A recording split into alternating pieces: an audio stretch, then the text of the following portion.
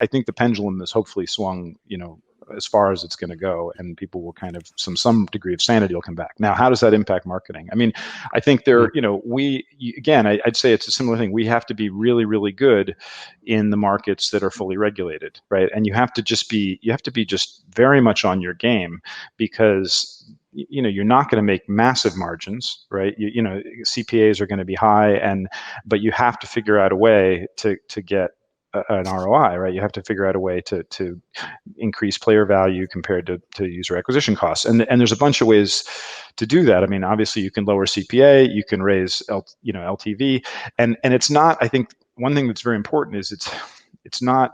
You can't just look at it as these giant buckets of customer acquisition cost and. I can't get on the camera here. Yeah, CPA and LTV. You really have to look at it very, very. I think like a surgeon, because if you have 10 players and all their value, the value of all the 10 players is 5, right?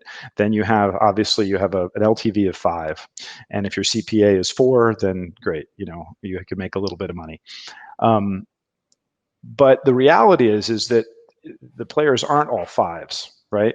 There's 2 2s, a 3, a 4, a 5, a 9, and a 10, right?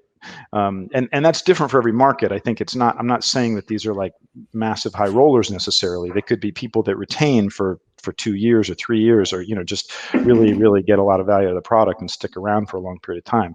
But so you need, I think, a very robust attribution stack, right? That lets you understand what value proposition, what USP are you selling on one end, through what channel, right, to acquire what customer, who then behaves in what way on the early part of your funnel and in the later stages of your product.